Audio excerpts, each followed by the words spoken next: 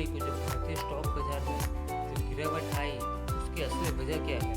तो चलिए बिना वक्त गवाए आज की वीडियो की शुरुआत करते हैं और समझते हैं उसके कुछ कॉन्क्रीट रीजन। वैश्विक बाजारों में बिकवाली के माहौल के चलते भारतीय शेयर बाजार का संवेदी सूचकांक सेंसेक्स तकरीबन 1939 पॉइंट तक गिरा और भारतीय शेयर बाजारों ने ब्लडबाथ किया। ये बात बोले तो बिल्कुल ज़रा से भी अतिशयोक्ति नहीं है और कुछ एक्सपर्ट का ये भी मानना है कि इसे ब्लैक फ्राइडे के नाम से भी जाना जाएगा। भारतीय शेयर बाजार के इतिहास में निफ्टी भी तकरीबन 568 पॉइंट तक गिर चुका था, जिससे इन्वेस्टर्स की संपत्ति में तकरीबन 5,37,000 करोड़ का नुकसान हुआ। आप समझ गए ना क्यों मैंने इसको ब्लडबाथ कहा। और उसी के साथ डॉलर के सामने रुपये ने भी अपने घुटने टिकाकर 73.47 रुपये तक उतर गया था उसका प्राइस। तो चलिए इनमें कौन से रीज़न, कौन से कारणभूत है जिसकी वजह से इतनी बड़ी गिरावट है तकरीबन 2000 पॉइंट्स की। तो पहला पॉइंट है कि जो बाइडेन जो यूएस के नए इलेक्टेड प्रमुख हैं, उन्होंने अर्थतंत्र को पटरी पर लाने के लिए जो कदम उठाए उनसे यूएस के बॉन्ड यील्ड में एक ही साल में सबसे ज़्यादा ऊंचे लेवल पर जो यूएस गवर्नमेंट की जो बॉन्ड यील्ड थी वो पहुंच गई। इसकी वजह से इन्वेस्टर्स अब इक्विटी मार्केट से निकलकर अपना पैसा बॉन्ड मार्केट में शिफ्ट करने लगे हैं, उसमें डंप करने लगे हैं। यूएस इन्वेस्टर्स को बॉन्ड मार्केट को सेफ इन्वेस्टमेंट मानकर बॉन्ड मार्केट का रुख कर लिया है इंस्टेड ऑफ इक्विटी मार्केट, जिससे यूएस इक्विटी मार्केट में भारी बिकवाली और अफरा तफरी का माहौल देखने को मिला है।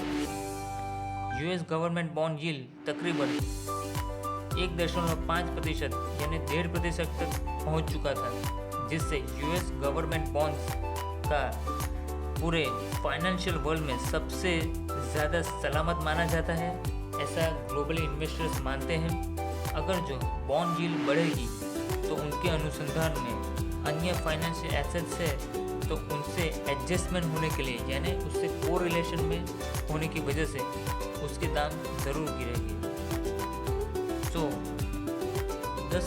10 साल की पूरी इकोनॉमी में और सबसे ज़्यादा बॉन्ड यील्ड अब तक की मानी जाती है। तो इससे क्या होगा कि पूरी इकोनॉमी में इंटरेस्ट रेट बढ़ेगा। वैसे भारतीय गवर्नमेंट बॉन्ड की यील्ड की यानी गवर्नमेंट बॉन्ड की जो रेवेन्यू है, जो उसकी उपज है, वो तकरीबन 6.23% तक हो गई थी। यूएस गवर्नमेंट बॉन्ड यील्ड में इजाफा होने से जो FIIs है, जो भारतीय शेयर बाजार में पैसा इन्वेस्ट किया था, वो अपना माल बेचकर निकल गए और यूएस में गवर्नमेंट बॉन्ड्स में पूरे अपने फंड को इन्वेस्ट कर दिया। इसलिए भारतीय शेयर बाजारों में FII की बिकवाली के चलते इतना ज़्यादा टूटा। इसका सबसे बड़ा मेन रीज़न यही है।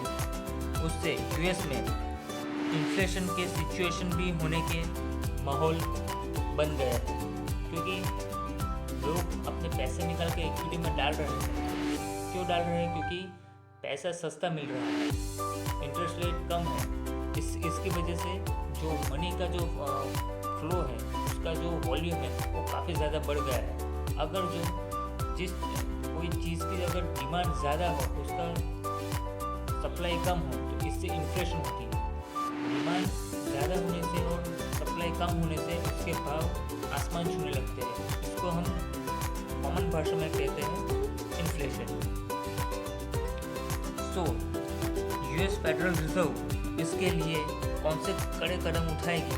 तो एक तो उसके पास एक ही रीज़न है कि वो बॉन्ड यील्ड को घटा दे, यानी जो बॉन्ड नए इश्यू करने वाले हैं वो कम इंटरेस्ट पर वो जारी करे, या फिर जो इंटरेस्ट रेट है उसको बढ़ा दे, ताकि पैसा लेना वो महंगा होगा और ताकि कम इंटरेस्ट रेट बढ़ने से लोग कम पैसा निकालेंगे, जिससे ग्लोबल मार्केट में यानी यूएस मार्केट में लिक्विडिटी कम होगी और इससे इन्फ्लेशन को घसीट कर नीचे लाया जा सकता है। ये एक अच्छा कदम है यूएस गवर्नमेंट के लिए। वो समझते हैं कि बॉन्ड यील्ड कैसे गिनी जाती है। अगर जो बॉन्ड यील्ड को गिनना है तो बॉन्ड की इंटरेस्ट रेट जो फिक्स होता है उसको बॉन्ड की करंट मार्केट प्राइस यानी बॉन्ड की या फिर बॉन्ड के परचेजिंग प्राइस से अगर जो उसको डिवाइड करे तो उसके संबंध में जो भी आंकड़ा आता है, जो भी रेसिप्रोकल आता है, उसको कहते हैं बॉन्ड यील्ड। बॉन्ड यील्ड बढ़ती कैसे है? जो इंटरेस्ट रेट बॉन्ड प्राइस से ज़्यादा हो तो बॉन्ड यील्ड बढ़ती है, या फिर इंटरेस्ट रेट जो फिक्स रहता है उसके बजाय बॉन्ड का जो प्राइस है वो कम हो जाए, इससे बॉन्ड यील्ड बढ़ती है।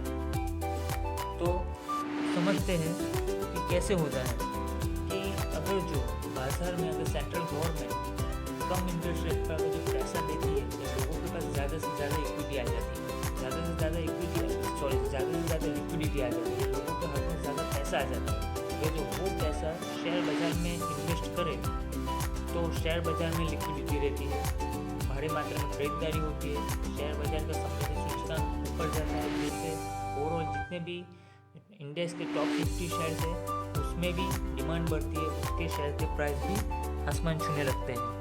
यानी इक्विडिटी जो लिक्विडिटी है उसमें ईजमेंट आ जाता है, यानी लोग आराम से पैसा शेयर बाजार में डालते हैं। लेकिन जब शेयर बाजार में घबराहट का माहौल होता है, चारों तरफ अफरा तफरी का माहौल होता है, तब इन्वेस्टर क्या करेगा?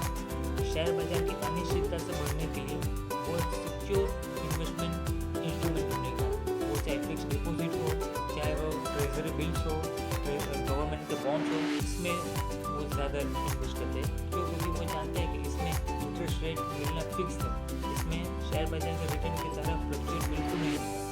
तो जब सेफ इन्वेस्टमेंट का नज़रिया अपनाते हैं इन्वेस्टर्स, तब इन्वेस्टर इक्विटी मार्केट के बजाय बॉन्ड मार्केट की ओर रुख करते हैं, जिससे उसका पैसा है। तो बॉन्ड मार्केट में क्या होता है, बॉन्ड तकरीबन 10 साल के होते हैं, यानी 10 साल तक उसका वो पैसा बॉन्ड मार्केट में फ्रीज हो जाता है।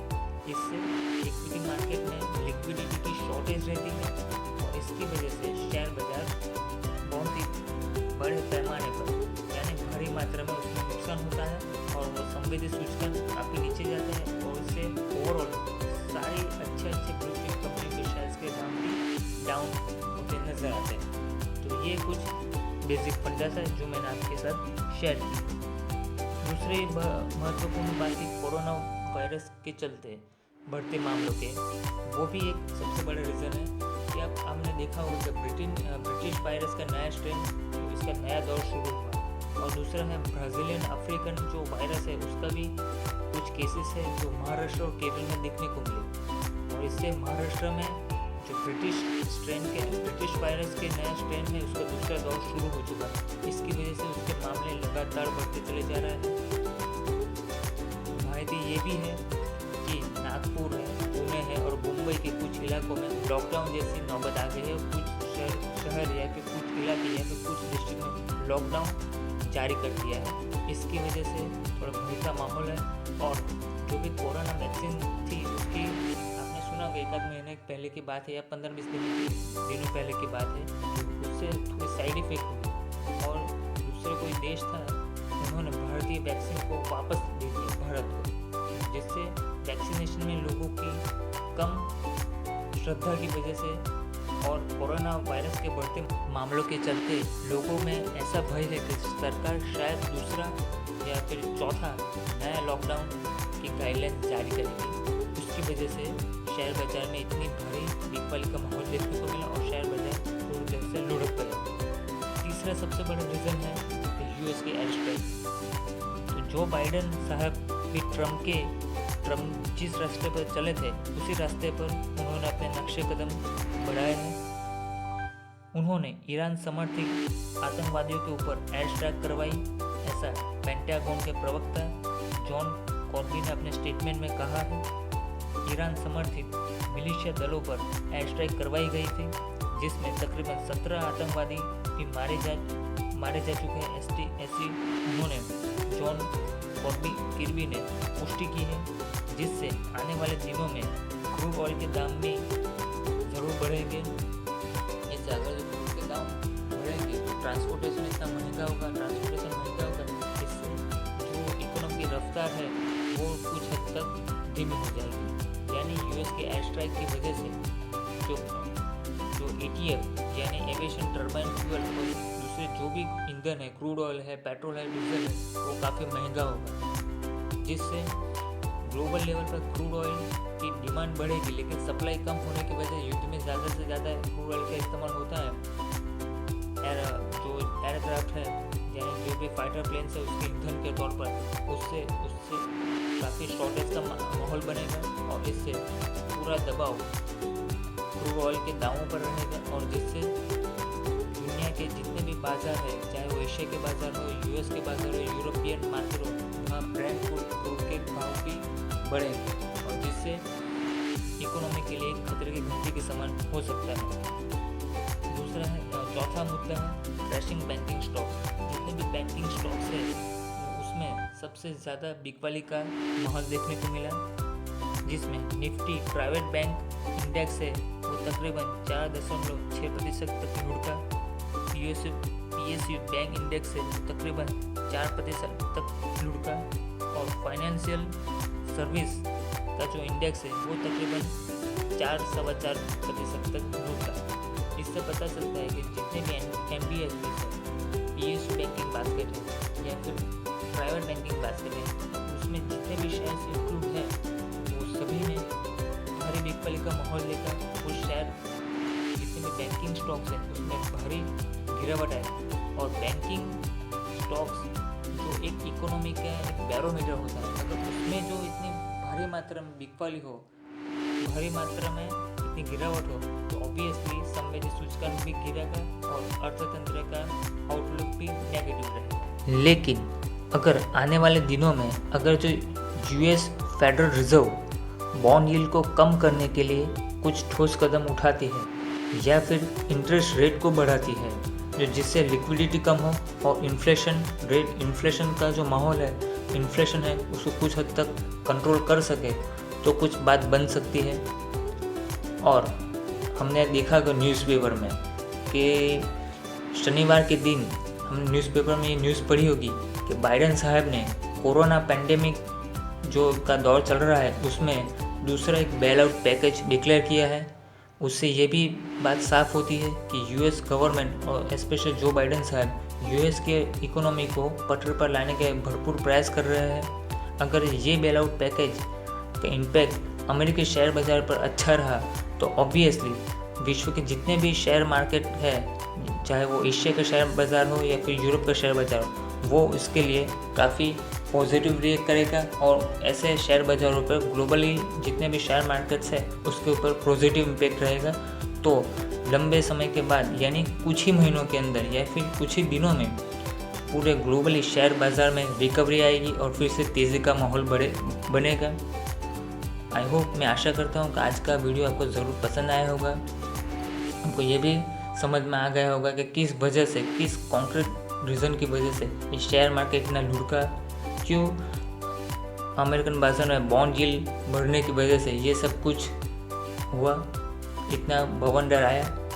तो आई होप, मैं आशा करता हूँ ये वीडियो आपको ज़रूर पसंद आई होगी। पसंद आए तो लाइक करना, अपने दोस्तों के साथ शेयर करना, ज़्यादा से ज़्यादा रिलेटिव के साथ शेयर करना और मेरे इस चैनल को सब्सक्राइब करना ताकि आने वाले ऐसे कई इंटरेस्टिंग इन्फॉर्मेटिव वीडियोस की नोटिफिकेशंस आप तक नियमित अंतराल पर पहुंचती रहे। So thank you.